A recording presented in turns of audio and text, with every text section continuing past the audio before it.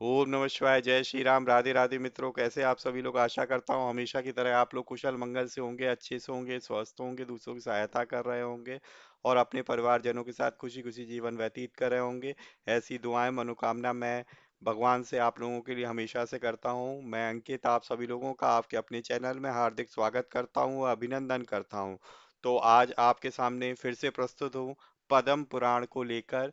तो इसका हम लोग सर्वप्रथम सृष्टि खंड की स्टोरी सुन रहे हैं। उसी क्रम में आज जो है हम लोग नेक्स्ट स्टोरी को देखेंगे। तो सर्वप्रथम भगवान जी का आवाहन करते हुए हम लोग स्टार्ट करेंगे। तो जय श्री गणेशाय नमः। वक्रतुंड महाकाय सूर्यकोटि समप्रभा निर्विघ्नं कुरु मे देव सर्वकार्येषु सर्वदा। जय श्री गणपति बप्पा मोरिया। ओम नमो नारायणाय। ओम नमो भगवते वासुदेवाय। ओम विष्णुवे नमः। ओम अस्राय फट। जय विष्णु भगवान की जय हो। तो अगर आप लोगों को इस तरह की वीडियो अच्छी लग रही है तो प्लीज़ इसे लाइक करें, सब्सक्राइब करें और ज़्यादा से ज़्यादा वीडियोस की इंफॉर्मेशन अपने परिजनों और मित्रों के साथ शेयर करें ताकि वो भी इस तरीके की वीडियोस का लाभ उठा सकें। और अगर आप लोग पहली बार आए तो प्लीज़ आप चैनल को सब्सक्राइब करें और बेल आइकन को प्रेस करना ना भूलें ताकि लेटेस्ट से लेटेस्ट वीडियो की इंफॉर्मेशन आप तक पहुंच सके। तो दोस्तों जो है लास्ट सेशन में हम लोगों ने देखा था कि मनुष्यों की उत्पत्ति किस तरीके से हुई। पुलस जी ने बताया किस तरीके से मनुष्यों की उत्पत्ति हुई। सर्वप्रथम मनु मनु जी का उत्पत्ति कैसे हुई और मनु जी से उनकी कैसे कैसे संतानें पैदा हुई और सारा कुछ वर्णों का प्रकार बताया कि कैसे कैसे वर्ण बने, क्या चीज था, कैसे उसकी उत्पत्ति हुई, किसको क्या कर्म निर्धारित किए गए। तो सारी चीजें हमारे पास बताई गई। ठीक है। और इस आज आज के इस अध्याय में हम लोग देखेंगे कि लक्ष्मी जी की उत्पत्ति कैसे हुई थी, समुद्र मंथन किस प्रकार हुआ था। तो चलिए स्टार्ट करते हैं बिना देर करते हुए। आप लोग भी जो है भगवान का ध्यान लगा के इसे सुनिए ध्यान पूर्वक। तो लक्ष्मी जी के प्रादुर्भाव की कथा, समुद्र मंथन और अमृत प्राप्ति। भीष्म जी ने कहा कि हे मुने, मैंने तो सुना था लक्ष्मी जी क्षीर सागर से प्रकट हुई हैं। फिर आपने यह कैसे कहा कि वे भृगु की पत्नी ख्याति के गर्भ से उत्पन्न हुई। पुलस्त जी बोले, हे राजन, तुमने मुझसे जो प्रश्न किया है उसका उत्तर सुनो। लक्ष्मी जी के जन्म का संबंध समुद्र से है। यह बात मैंने भी ब्रह्मा जी के मुख से ही सुनी है। एक समय की बात है, दैत्यों और दानवों के दैत्यों और दानवों ने बड़ी भारी सेना लेकर देवताओं पर चढ़ाई की। उस युद्ध में दैत्यों के सामने देवता परास्त हो गए। तब इंद्र आदि संपूर्ण देवता अग्नि को आगे करके ब्रह्मा जी की शरण में गए। वहां उन्होंने अपना सारा हाल ठीक ठाक कह सुनाया। ब्रह्मा जी ने कहा, तुम लोग मेरे साथ भगवान की शरण में चलो। यह कहकर वे संपूर्ण देवताओं को साथ ले क्षीर सागर के उत्तर तट पर गए और भगवान वासुदेव को संबोधित करके बोले कि हे विष्णु, शीघ्र उठिए, इन देवताओं का कल्याण कीजिए। आपकी सहायता न मिलने से दानव इन्हें बारंबार परास्त करते हैं। उनके ऐसा कहने पर कमल के समान नेत्र वाले भगवान अंतर्यामी पुरुषोत्तम ने देवताओं के शरीर की अपूर्व अवस्था देखकर कहा, हे देवगण, मैं तुम्हारे तेज की वृद्धि करूंगा। मैं जो उपाय बतलाता हूँ उसे तुम लोग करो। दैत्यों के साथ मिलकर सब प्रकार की औषधियां ले आओ और उन्हें क्षीर सागर में डाल दो। फिर मंदराचल को मथानी और वासुकी नाग को नेति मीन्स रस्सी बनाकर समुद्र का मंथन करते हुए उससे अमृत निकालो। इस कार्य में मैं इस कार्य में मैं तुम लोगों की सहायता करूंगा। समुद्र का मंथन करने पर जो अमृत मिलेगा उसका पान करने से तुम लोग बलवान और अमर हो जाओगे। देवाधिदेव भगवान के ऐसा कहने पर संपूर्ण देवता दैत्यों के साथ संधि करके अमृत निकालने के यत्न में लग गए। देव दानव और दैत्य सब मिलकर सब प्रकार की औषधियां ले आए और उन्हें क्षीर सागर में डालकर मंदराचल को मथानी एवं वासुकी नाग को नेति बनाकर बड़े वेग से मंथन करने लगे। भगवान विष्णु की प्रेरणा से सब देवता एक साथ रहकर वासुकी की पूंछ की ओर हो गए और दैत्यों को उन्होंने वासुकी के सिर की ओर खड़ा कर दिया। हे भीष्म जी, वासुकी के मुख की सांस तथा विषाग्नि से झुलस जाने के कारण सब दैत्य निस्तेज हो गए। क्षीर समुद्र के बीच में ब्रह्मवेत्ताओं में श्रेष्ठ भगवान ब्रह्मा जी तथा महातेजस्वी महादेव जी कच्छप रूपधारी श्री विष्णु भगवान जी की पीठ पर खड़े हो अपनी भुजाओं से कमल की भांति मंदराचल को पकड़े हुए थे तथा स्वयं भगवान हरि कूर्म रूप धारण करके क्षीर सागर के भीतर देवताओं और दैत्यों के बीच में स्थित थे। वे मंदराचल को अपनी पीठ पर लिए डूबने से बचाते थे। तदंतर जब देवता और दानवों ने क्षीर सागर का मंथन आरंभ किया, तब सबसे पहले उन्होंने देव पूजित सुरभि कामधेनु का आविर्भाव हुआ, जो हविष्य घी दूध की उत्पत्ति का स्थान मानी गई है। तत्पश्चात वारुणी मधुरा देवी प्रकट हुई, जिसके मद भरे नेत्र घूम रहे थे। वह पग पर लड़खड़ाती चलती थी। उसे अपवित्र मानकर देवताओं ने त्याग दिया।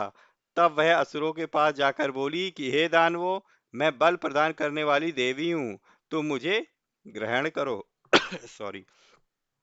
दैत्यों ने उसे ग्रहण कर लिया। उसके बाद पुनः मंथन आरंभ होने पर परिजात कल्प वृक्ष उत्पन्न हुआ, जो अपनी शोभा से देवताओं का आनंद बढ़ाने वाला था। तदंतर 60 करोड़ अप्सराएं उत्पन्न हुई, जो देवता और दानवों की समान रूप से भोग्या हैं।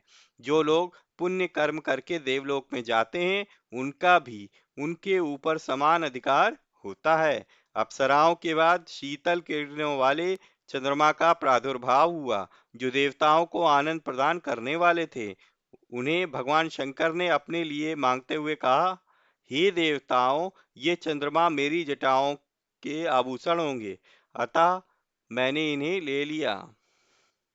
ब्रह्मा जी ने बहुत सुंदर कहकर शंकर जी की बात का अनुमोदन किया। तत्पश्चात कालकूट नामक भयंकर विष प्रकट हुआ।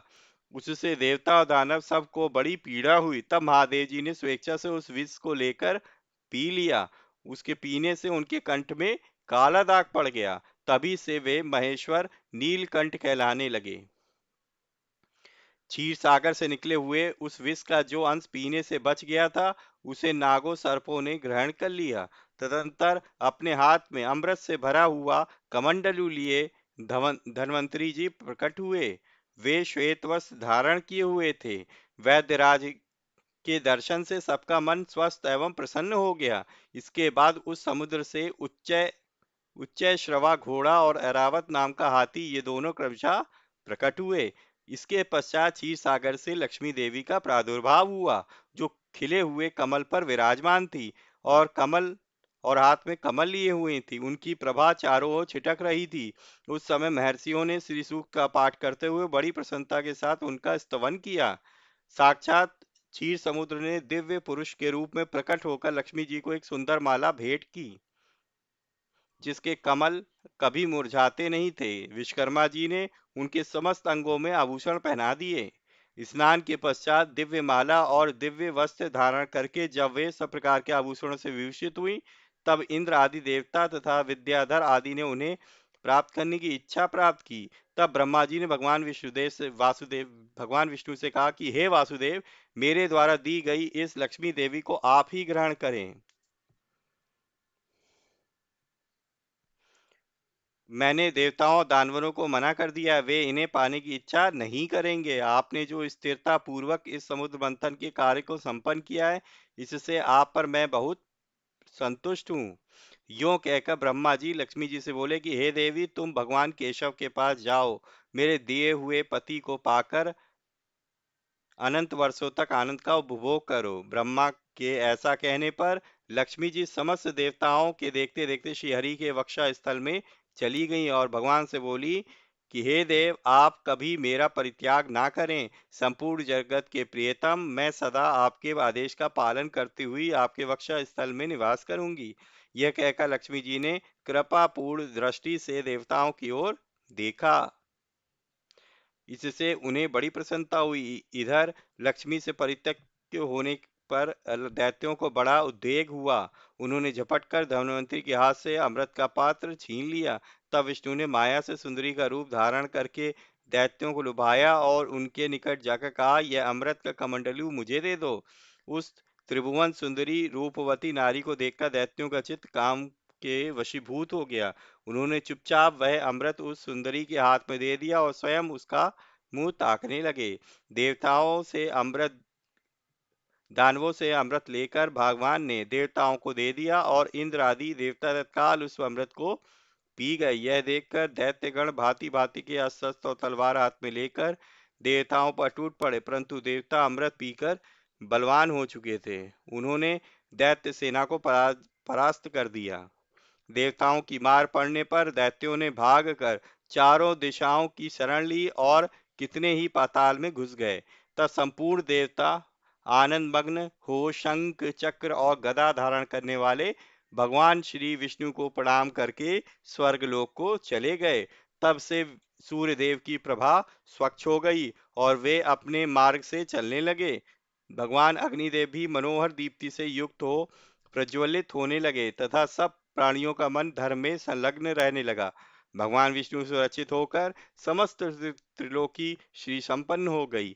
उस समय समस्त लोकों को धारण करने वाले ब्रह्मा जी ने देवताओं से कहा कि हे देवगण, मैंने तुम्हारी रक्षा करने के लिए भगवान विष्णु को तथा देवताओं के स्वामी उमापति महादेव जी को नियत किया है।